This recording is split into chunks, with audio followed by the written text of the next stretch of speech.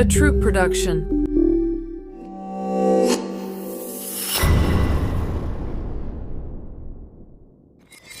The law of correspondence says that you attract what you are, or what you need to learn.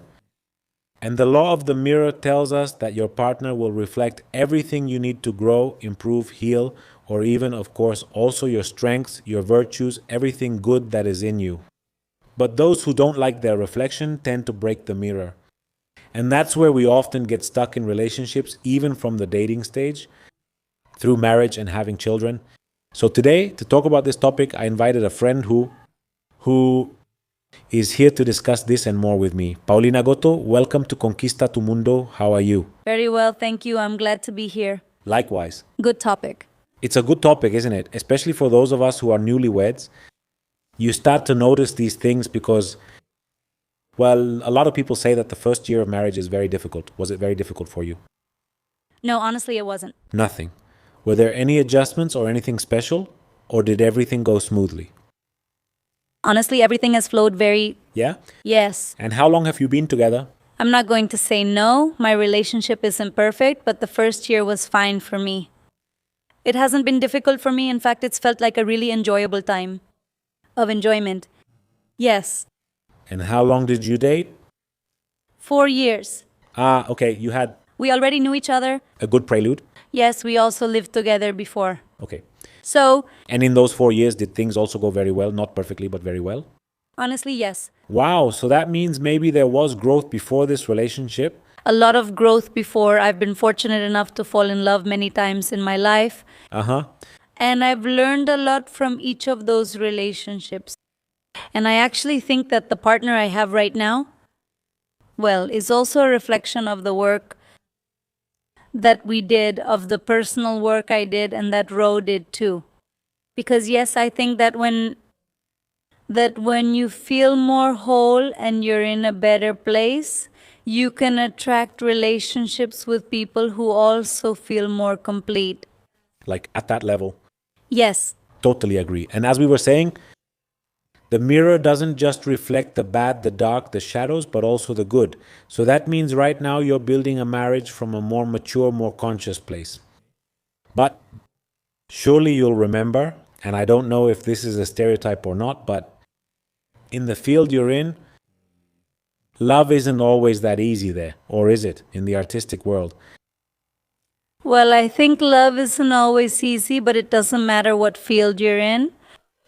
Yes, totally.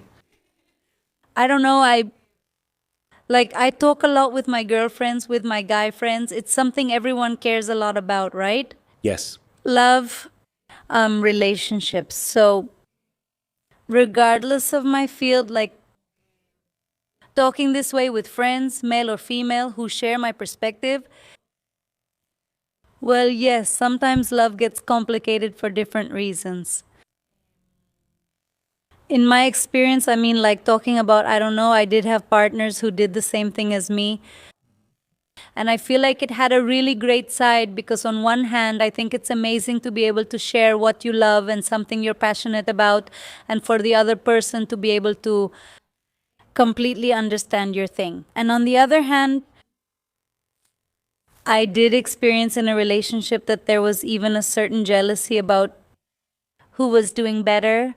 Competition. It's like a competition, and that wasn't cool, right? But I feel like it has nothing to do with it being the artistic world, right? Because it could. Totally. It's more about personality, right? About people and like your wounds. Yes, totally. Your level of awareness, your wounds, and like you said, the work, the inner work. Yes. What has that process been like that you have seen in yourself, in past versions of yourself, regarding yourself and those wounds? I mean, tell me a little bit about your childhood, your parents' marriage, the ideas about love that you saw there. Well, look, something I worked on a lot actually was this whole idea of the princess.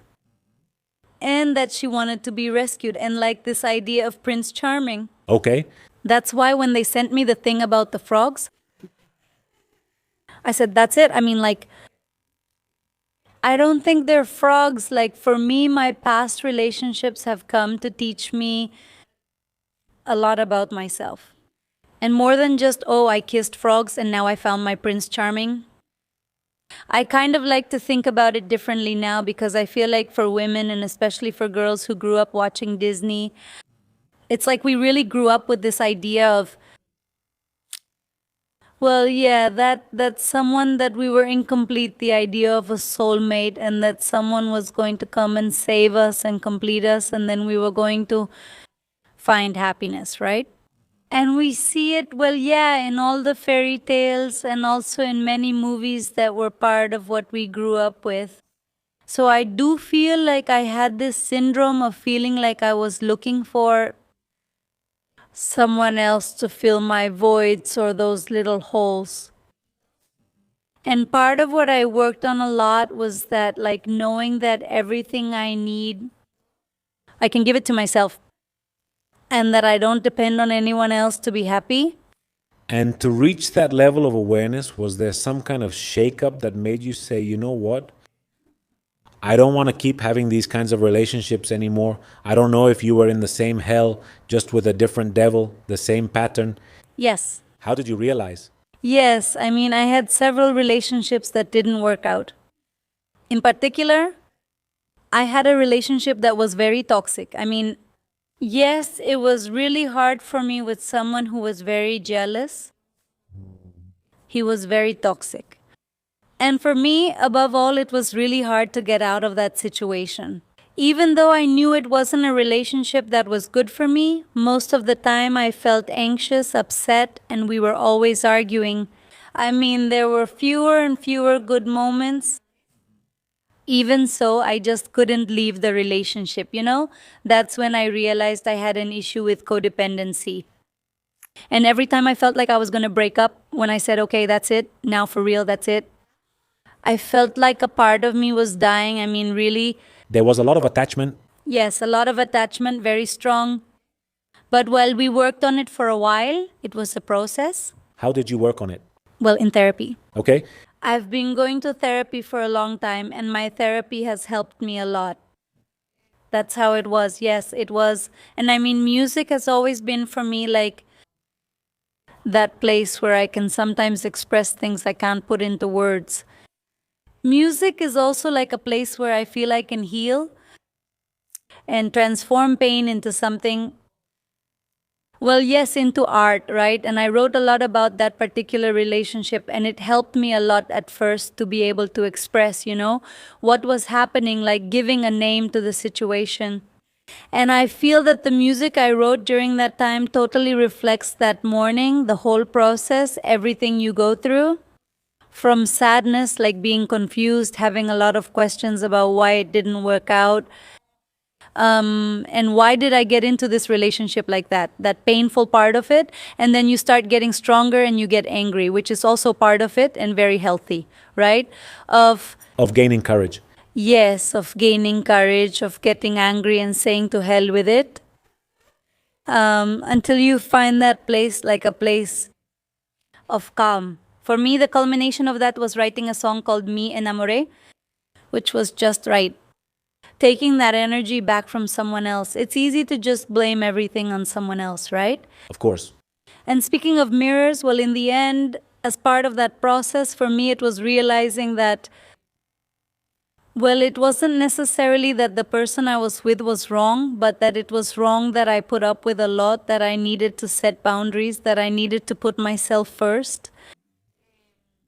And actually, Me Enamoré was that song I wrote that was like bringing the energy back to myself, reclaiming my power, and begin doing that, falling in love with myself. And that work, well, that's what later on allowed me to have more harmonious, healthier relationships because I was also healthier. Pau, and that I fell in love, that infatuation. I have the theory that there are 3 causes that trigger falling in love. The first is a basic reproductive instinct, a brief infatuation that may last only one night, after which neither person wants to see the other again. The second one can be a wound or a trauma that makes you choose something that triggers that familiar feeling, that part that feels familiar to you, that pattern. And the third is that you really see that this person is someone you can actually build a life with. In this case, I think because of the age and what you're telling me, that's not it. Do you know what could have triggered you to fall in love with that person and choose to build a toxic relationship and not get out of it? Well, in the end, relating from my own unmet needs. And why was there that lack? Something at home, your mom, I don't know how your parents' marriage was or how what did love come to mean to you? Yes, I think there are things I learned that I won't go into much detail about because it's about my parents and my family's life, and they have their privacy.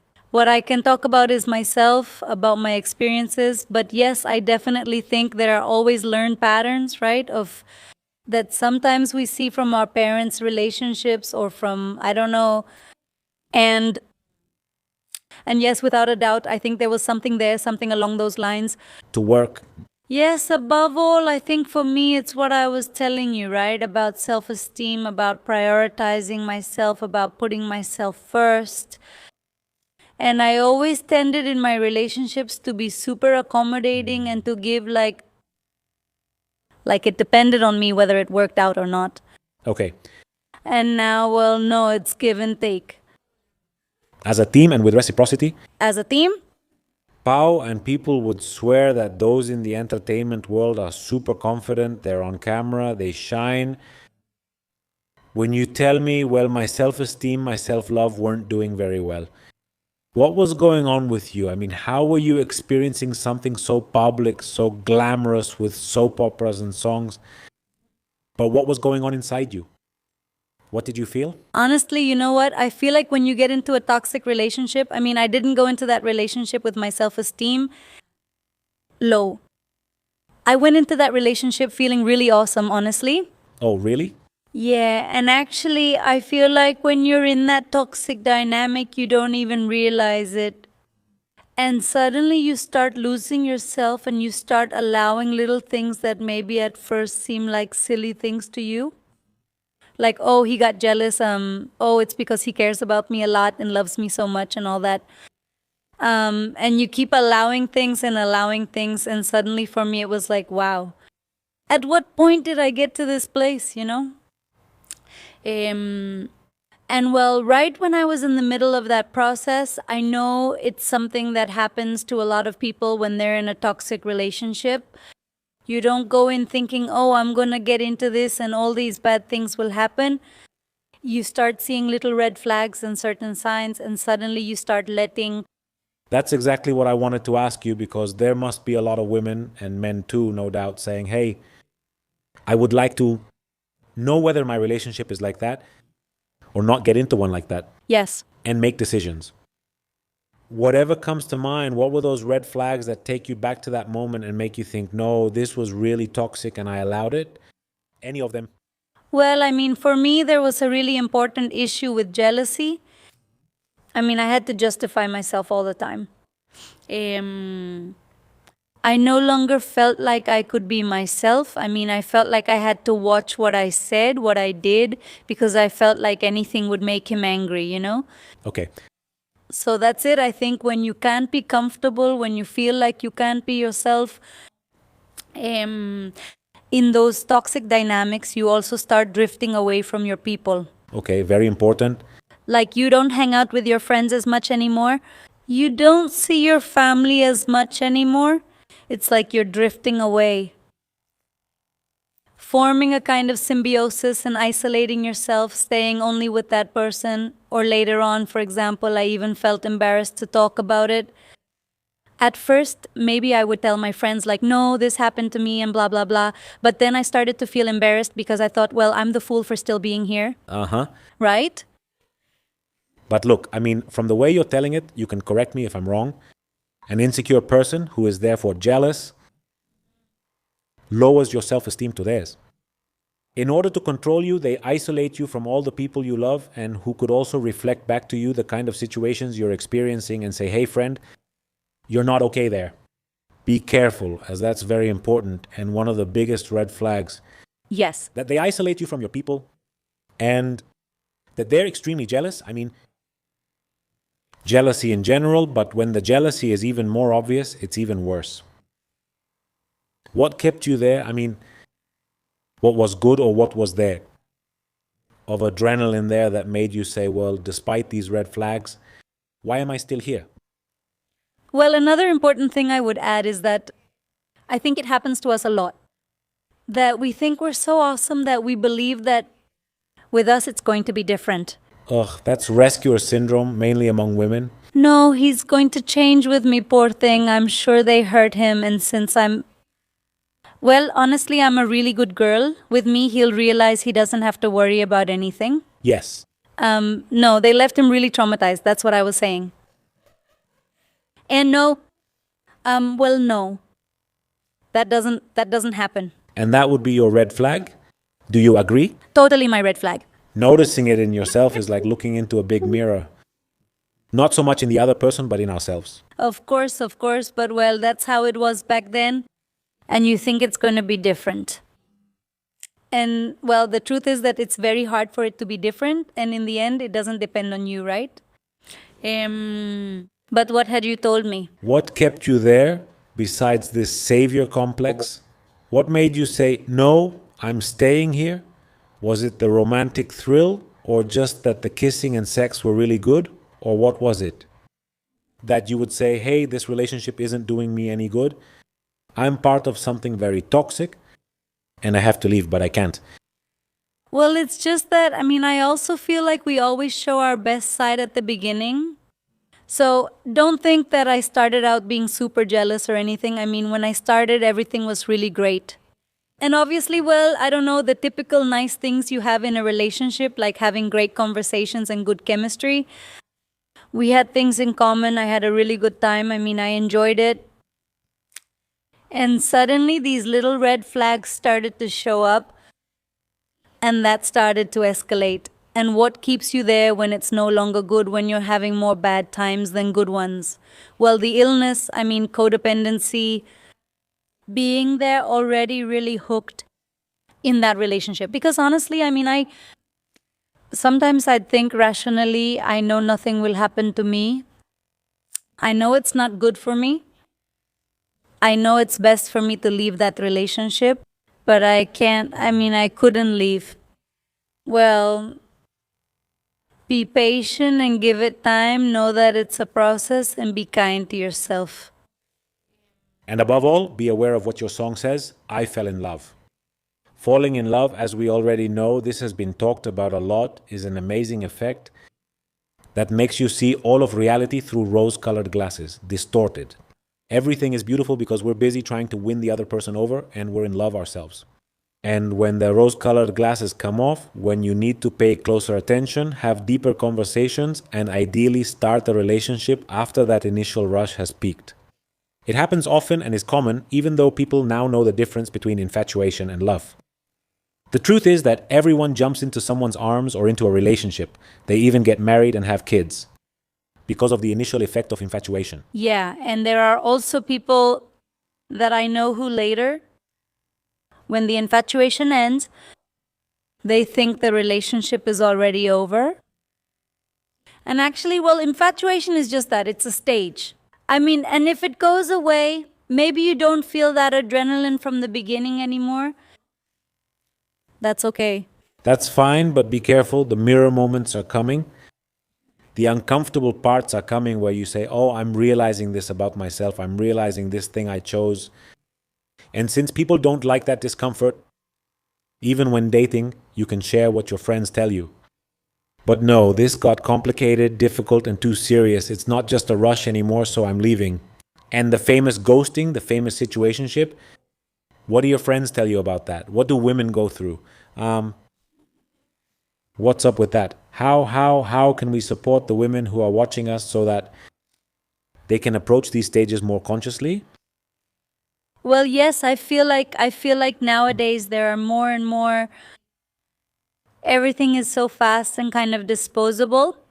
People just want the exciting part, maybe just the beginning, and then they don't want to commit to anything more. And that's fine, to each their own. But when you're looking for something, well, yes, a long-term relationship, I feel like, yes, sometimes it's a bit complicated to find that.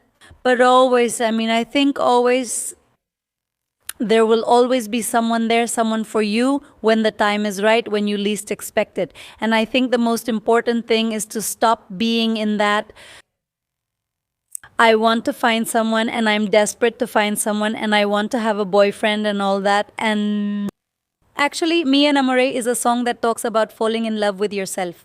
I mean, for me, that was like the key piece, my game changer.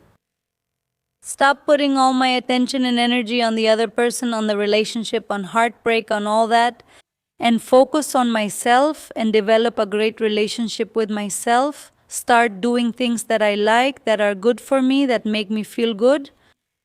Living alone, traveling alone, and truly having a great time with myself. I love it. And then because you stop connecting out of need and you can connect with someone else. Like, oh, this is nice and we can share it. But if we're not together one day or whatever, for me, it's not the end of the world because I have an amazing time. I have a life. I have a job that I love. I have a great group of friends. I have my own life. You know what I mean? And in the end, to be able to feel fulfilled in a relationship, you have to feel fulfilled on your own first. That's the foundation. Yes. And you can't give what you don't have inside. So if you don't have self-love, how are you going to offer it, right? So what you're saying is so important, even if it's uncomfortable in this Mexican and Latin culture, because especially for women, she is judged a lot for being single. If she's single, especially at a certain age, it's because there's something wrong with her. You're going to end up alone forever. How did you experience your single life and how did you deal with this kind of judgment? Honestly, I didn't really experience much of that judgment. Okay, so not even being in the spotlight, none of that? Well, as a single woman, no. Okay. Because I've always really been a relationship person, honestly. Okay. I mean, that part hasn't really been difficult for me. Actually, I used to say I don't want to have a boyfriend anymore. I mean, I feel like maybe I was just jumping from one relationship to another, and what I really needed was to be with myself. Of course. So before I met Ro, I used to say, well, I mean, I don't want to meet anyone right now. I kind of want to have this time for myself. And that's what I did. Okay. And it was amazing. And the result is here today, which you're going to tell us a little bit about in a moment. But what's up with... You write a lot about love, about relationships, about self-love, like what we see. What's up with... Now that you know there's a responsibility in those lyrics, like we said, we grew up being educated by songs, which are mostly about heartbreak. And through movies too, with all that romance that ends up being unrealistic, etc., etc. When you write a song, do you focus on that or aim to transport people to a fantasy and distract them? What's your process? Honestly, I write about what happens to me in life. Okay. So I have written about heartbreak because I know exactly what it feels like to have your heart shattered into pieces. I've written about what it feels like to fall in love and that excitement of being in love, which is also amazing and should be enjoyed. Of course. And I've also written songs, well, now about this new stage of life I'm in, which I feel is my most mature relationship and the most beautiful one I've ever had. And that's it. I write about what happens to me. And I feel that in the end, when you're honest with yourself and share something honest out there, there will always be people who connect with you. I love it. Now, this question is purely out of my own curiosity. Yes. The artists, especially those of us who write, those of us who communicate about relationships, about love. Yes. Pain works very well for our creativity. Yes. However, pain or crises or those moments when you're, for example, in a toxic relationship or something that drains your energy also disconnects you from all abundance. So when you experience that toxic relationship compared to what you're experiencing now, do you notice any change, like in your professional success? Yes. Yes? I mean, when I ended my most toxic relationship, everything started to get better in my life. I mean, and it's not like things weren't going well for me at that time. But yes, I did feel like something had turned off. And energetically, that also translated into, well, yes, in every aspect of my life. And when I ended it, it was just like that. I don't know, 1,000 amazing things. It's like something unlocked? Yes, yes, absolutely, yes. Yeah? So after that, were you single for a while before meeting your husband? Yes. Okay, so how did that story go, roughly? How did you meet? How? No. Did you avoid falling into that whole narrative? And what if it's the same thing again? Yes. Yes, yes, and I did think about it. I don't want to get hurt again. How did we meet? Well, we met at a wedding from a friend that I actually didn't want to go to.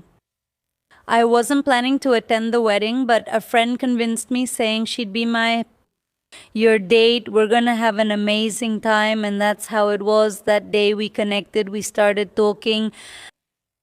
We exchanged phone numbers. And no, girl, that day I told my friend, the blonde one, I said, Blondie, if I never see him again, I don't care. I had such a great time. Thank you for convincing me to come to the wedding. And after that, girl, we started talking and we just couldn't stop. And yeah, there was a lot of connection, a lot of chemistry. But yeah, I had ended up feeling really wary after what had happened before. And I continued with therapy. And it was also something that I remember telling my therapist about, like, but how do I know it won't happen to me again? How do I know if I'm ready and won't attract another psycho? Yes, yes, yes, yes. Look, they say that first it hurts and then it makes you laugh. Yes. It's true. Healing lets you move on and see things differently. Yeah, no, I honestly am very grateful for what happened. I mean, I'm really grateful that I had that relationship. Because if it hadn't happened, if I hadn't gone through that, I wouldn't have learned everything I did about myself. I wouldn't have had this great opportunity to reconnect with myself, or to just go back to my story and dig into it and heal a lot of things that I didn't even know were there. And it's crazy that today, people who might be in a toxic relationship can say, I just don't understand how I'm ever going to get over this, and even be grateful for it later. Yeah. Today, you're grateful for it and you just said why, but I'd like you to reaffirm it so people can understand that there's a reason for this. No, yeah, when you're there, no, it's very hard to see the other side. But really, even if it sounds super cliche, I do think that, look, you really have to do the work. Like, I think if you don't become aware, or you take it philosophically and say, wow, okay, this is happening. I'm having a hard time, whatever the situation is. Either I learn from this and ask myself, what is the purpose of this? What is this showing me about myself? What can I learn? How can I grow from this situation? Or I play the victim and just the next one is going to be the same or worse. Or worse. Because life also tells you, hey, there's something here you didn't learn. So here's another one. And even stronger. Here comes another one. Yes. Now, are you ready? Are you ready? Yes. So that's it. I think that always the pain or these crises or these romantic failures, whatever it is in life that hurts us, it's always an opportunity to learn and to grow. And when you're there, maybe, well, yes, it's hard to see it, but yes, it always kind of lights up again there. A little light, and yes, the sun comes out again. And what made you believe that this time there would be sun and not just darkness? What made you say, well, yes, if he asks me out, I'll go out with him? Yes. And how am I going to do things so I don't just rush in blindly, but do it more consciously? Well, that's exactly what my therapist told me, that I have to give myself the chance to get to know him and see how the relationship develops. And I honestly feel like I went into my previous relationship blindfolded by my own illusions, only seeing what I wanted to see. And I think I entered this relationship with much more awareness. Not out of fear not out of fear, because when you're afraid, you don't really go with the flow, right? But yes, with my eyes more open. and getting to know yourself more because you experienced being single. That allowed you to get to know yourself, nurture your self-love, know what you wanted and what you didn't. Yes. What did you like and dislike about what you built? And approach this more prepared. Not that love is a game. I know people will comment on that. It's an analogy. Yes. Yes. To go for it with your eyes wide open and step by step, but like that, letting, in the end, allowing yourself, let yourself feel. I feel like there's no better compass than your own inner compass. And, when you're in the right place, how you feel when you're with that person. And speaking of that compass, on those first dates, even when you first started living together, in those first days or months, didn't certain things get triggered in you, like, I don't know, wounds, fears, traumas? I don't know. No, yeah, absolutely. Yes, that did happen to me. And he was like, and I was like, no, I don't know what's going on, what happened to you before, but that's not how things work here. And honestly, I understood quickly. I mean, it was like, okay, yes, that's true. I'm not there anymore. His actions spoke louder than words, which is why you could trust him. Yes, honestly, yes. I feel like from the beginning, everything felt right and everything just flowed beautifully. And for me, that was the most important thing, like how I felt in the relationship. And I always felt good. Even now, it feels, I don't know, really nice, which was something I'd really been missing before. This part of being able to be myself in my current relationship. That, I mean, it's a delight, it's peaceful. That I can be completely myself, do what I like, talk about my fears, about the things that excite me, eh, make mistakes. You can always start a conversation about it, and nothing is ever the end of the world. Are they about the same age, or how far apart are they in age? Yes, yes, yes. Oh, really? Identical? Yes, and I had always looked for partners who were a little older than me. Okay. He's the first one my age, and honestly, I didn't like guys my age. But then Ro came along and changed the game. That's cool, because in theory, well, an older man should be more mature. Oh no. I know a lot of 45-year-old little boys, right? And apparently you do too. No, maturity has nothing to do with age. Nothing at all. No. Yes. It's just that I feel like women have worked on ourselves more in recent years. I mean, I feel like in the last few years, like, yes, I'm not sure. There are more men, no offense. There are more men who are becoming much more aware and working more on themselves, but there's also a lot more taboo, like women are allowed to do that more. That going inward, looking at our emotions, talking about our emotions a bit more. And I feel like men are often very afraid to be vulnerable. And they're ashamed because of this issue, the famous don't cry, men don't cry. Exactly. There's a lot of shame, and since masculinity is wrongly measured by money, strength, recognition, but that's not true. We're human beings too, who can achieve all that, but also sensitivity, tenderness, fragility, right? Well, yes, many men were a bit behind, but I think our numbers are growing. Pow. And I think the fact that you, for example, who did inner work, met someone your age and on your level who also did the work, from what I understand, Yes. it means that it's like you level up or enter another frequency and connect with people on that frequency. That's right. When you were on a more childish or immature frequency, you connected with quite a teacher, right? From toxicity, from anxious attachment or something like that, and it was something else. So I hope that all the men listening to us today, if they want to have real partnerships as a team, will say, wow, my partner, and that she says the same about you. Well, put in the work. Courses, therapy, books, what would you recommend? What helped you apart from therapy? Honestly, what has helped me the most is therapy. I mean, that's what I recommend the most. I think a course is nice, but consistency really is very important. I feel like sometimes you take courses and you come out really motivated. Courses really motivate you a lot, but then there's no follow through. That depends. And here I'm going to It depends. There are many snake oil salesmen out there. Yes. We're not going to mess with anyone, but there are some of us who try to do things better and who truly provide the tools.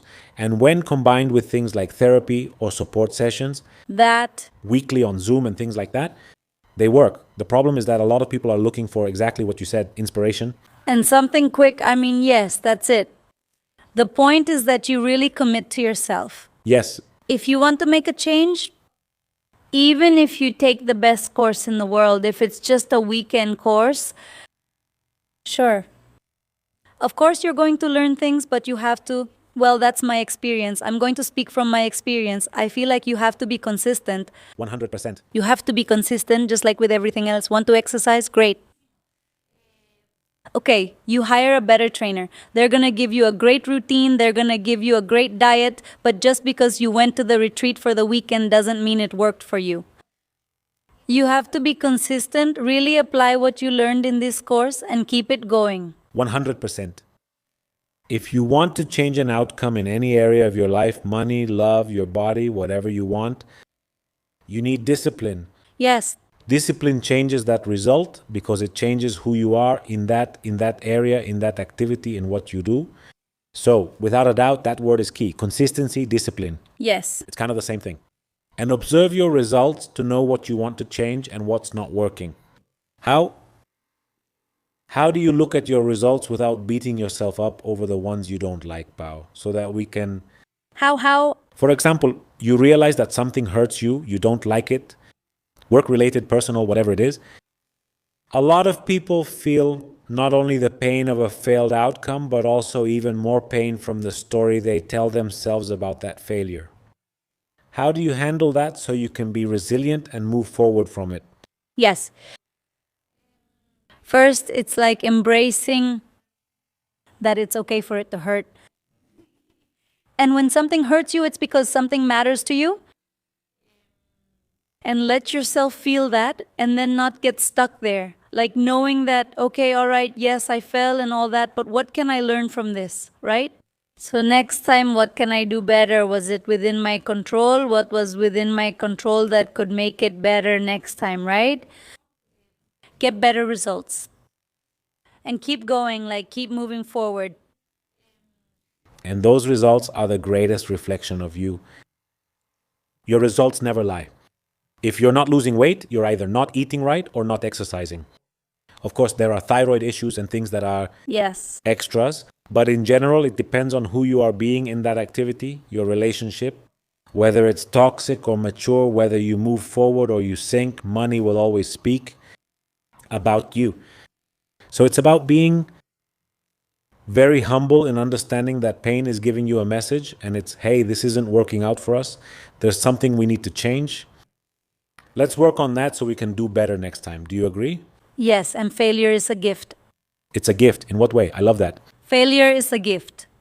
And the faster you fail, I mean, if you want to be good at something, to score a great goal, you have to miss it first 1,000 times. So, failing is a gift because it gives you opportunities to learn and see what I'm doing wrong when I hit the ball. Maybe next time if I hit it like this or catch it from this side. It's an opportunity to learn and to grow, and making mistakes is part of the journey. What happens is that I feel like we've also been sold an idea, or we've bought into the idea ourselves, that we have to do everything perfectly and be the best and be the most successful. And with social media and everything we see, we feel a huge pressure for everything to turn out well for us. And part of life is that we're here to learn.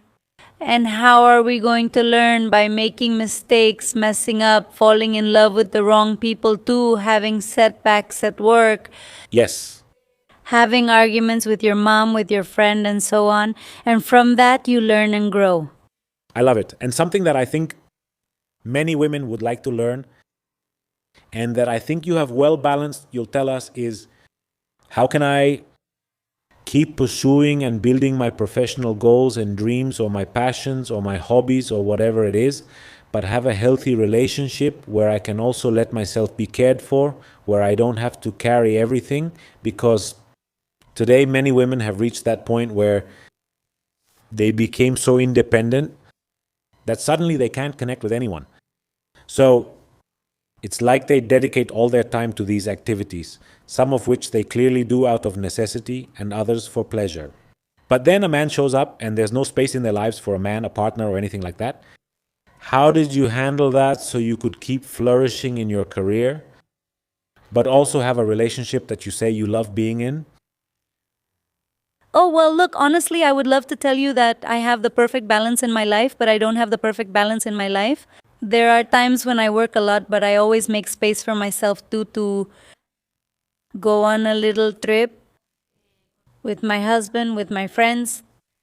If suddenly I feel like, hey, I don't know, I'm starting to disconnect. This week I've been super busy. Let's go out to dinner. Let's talk, you and me. How are you? Like that. I feel like there's no recipe for how to organize yourself on a calendar. But just being aware, like being aware that there's space and there are moments for everything and communicating, right? Like being able to talk about, hey, right now I have this project that's super important to me, and maybe I'm going to have to dedicate a lot of time to it. For example, last year, I think I went to Spain to shoot a movie and we were apart. And well, we would FaceTime and talk and share things, and we didn't lose touch, but I knew and I could have that peace of mind that I was working on my project and that I could be there and it was okay. But I couldn't ignore it either because ultimately you have to be present in relationships like everything. A plant without water will wither. Yes. And you said something key, which is communication and agreements. And when there's trust, Yes. you can be in Spain and the other person in China, and it works because there's communication and trust. And both are still in the same boat, even if they're not together physically. Yes, it's okay. And I also think it's important in communication if something isn't right one day, like, hey, you know what? I feel like now you've really gone too far. It's all work, all work. And I mean, I miss you. Of course. Being able to talk about it and being able to say it, right? And then, well, just listen and say, okay, yeah, that's fine. And have you ever had to take a step back in your projects or something because of that? Like you say, wow, this project is amazing. And then he or even you say, you know what? I realize this might be risky since we won't see each other for a while. So I'd prefer to say no. Honestly, no, not right now. Because I feel like we're both in a stage where we're building ourselves. Certain aspects of our careers. So it's like we're both in that same mindset. And we're very focused on our work. But at the same time, this year, for example, we've given ourselves some good opportunities to go on a little trip, to do things that nourish us together. Yes, we sometimes say, I feel like we haven't paid attention to each other this week. We need to do something right away. You're romantic from what I can see. Oh, yes, I am. Yes, I'm super romantic. That's cool. Hey, and besides being Mexican romantic and, well, on the other hand, also having that hardworking, successful side, how did the conversation about financial arrangements go? Since I don't know how it was, only share as much as you'd like, of course. Well, like, in my mind, it's what's mine is mine. What's mine is yours. Sorry. Yes. What's yours is yours. That's my provider mindset. Yeah. I'm not sure if your husband thinks the same way, and if not, would that have affected you? No, it wouldn't have affected me. Yes, I mean, my husband does share that. Okay. I mean, he likes to be a provider, but we're a team. I love it. And Ro has also had times when things suddenly get complicated for her. And I always step in to help where I've supported him. And that doesn't bother me at all, on the contrary. I think it's really important for a couple. And at the end of the day, if we want to have a family, because we do want to have a family, well, that's just how life is. I love it. And that's the real team philosophy. I mean, it's never 50-50. Well, for me, I feel like it doesn't exist. Sometimes you're at 20 and maybe the other person will have to give 80. And not just financially, I mean, in every way, right? Ro, for example, had to be with me during a certain stage. The hardest one of my life, which was when my dad passed away. I was sad like never before in my life. It was a period of mourning and a very dark stage for me, and I feel that I wasn't even at my 80, not even at my 50. I was -10. at minus something. And sometimes that's what you have to do. You have to be there even in the tough moments, right? And I've had to do that too. Be there for Ro when he's had issues or things. And look, in the end, I think that's something really personal. Whatever works for you, the main thing is to discuss it. Of course. I mean, I think that's something they really recommend even before you get married, like having these conversations, right? About how the finances at home are going to be, how things will be. Do you want to have kids? Do you not want to have kids? If we have kids, how are we going to raise them? Like these conversations that sometimes, you don't even have them and suddenly you're already there and one person has a completely different idea, a completely different expectation. So it's nice that you can talk about it beforehand. Honestly, yes, because I do have friends, both male and female, who have had to separate or divorce because when these situations come up, like maybe he falls on hard times financially, Yes. she says, no, not me. Or I do, but then, hey, you've already settled in, right? Yes. And these things start happening that were never talked about and still aren't talked about, and they're just automatic. And I think that communication, as we always say, is what brings clarity, agreement, and direction to all of this, right? And that this team knows how it wants to make its formula work. Yes. Because many people don't have these conversations because, or they assume it, or it makes them uncomfortable. How do you approach Ro? Also, let's give Ro a shout out, who has been mentioned a lot here. If they're going to criticize her? Yes, no, Ro, it's all love. Thank you for helping us add value. How do you, when something bothers you or you have a need or a desire, do you create that safe space with Ro, or do you just bring it up out of nowhere when you want to talk about something? No, well, hey, I want to talk about something and we talk. And how does he react?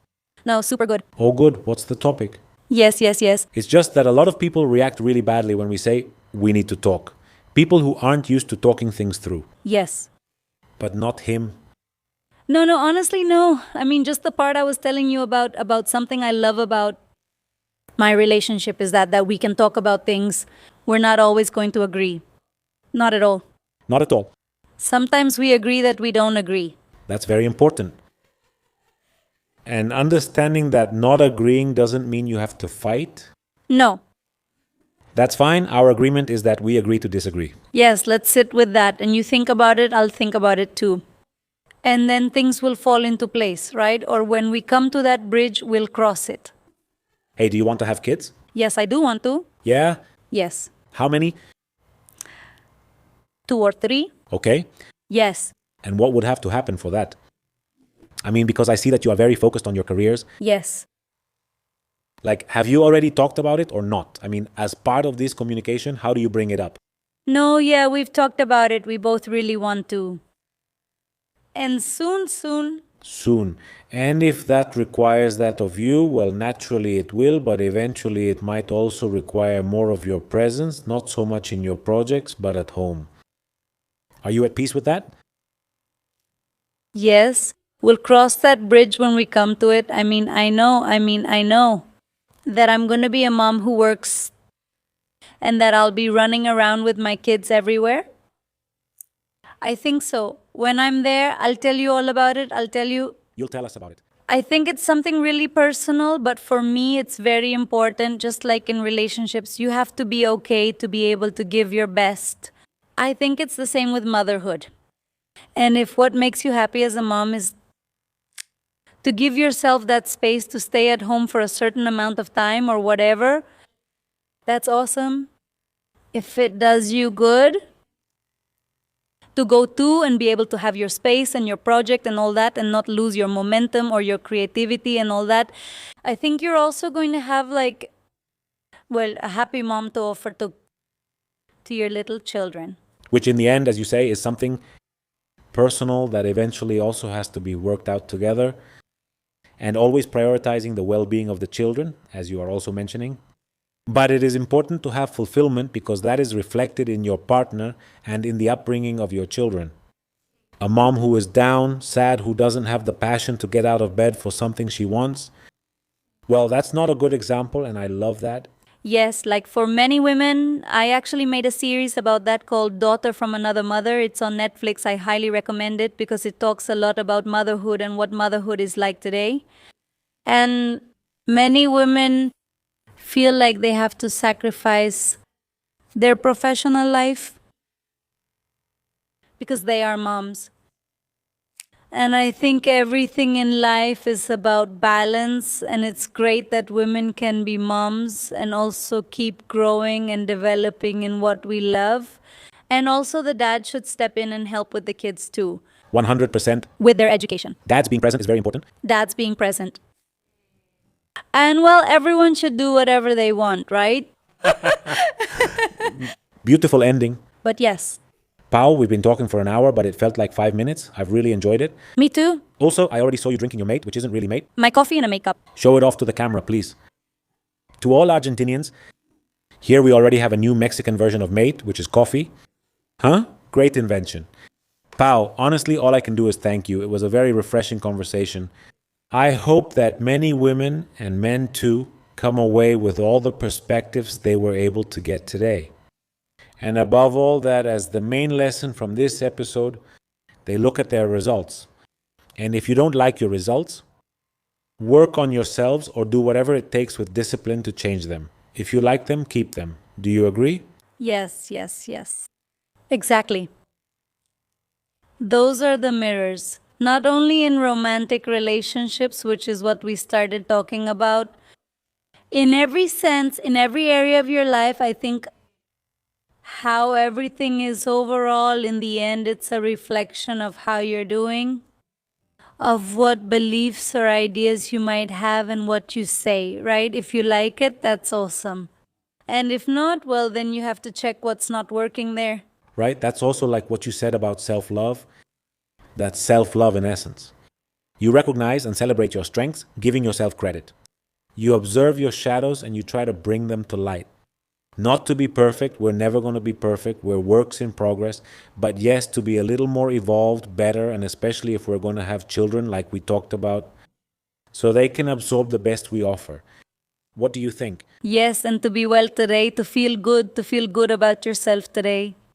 And I feel that no matter how big the crisis you're going through is, you can always get out of it. Nobody's life is perfect. No one's...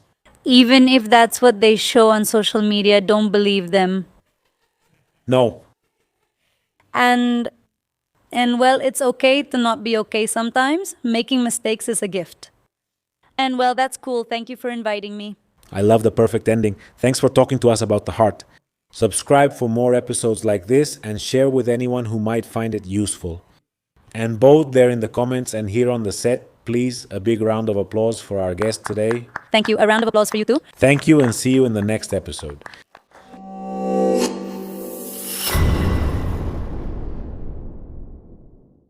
A production by Troop.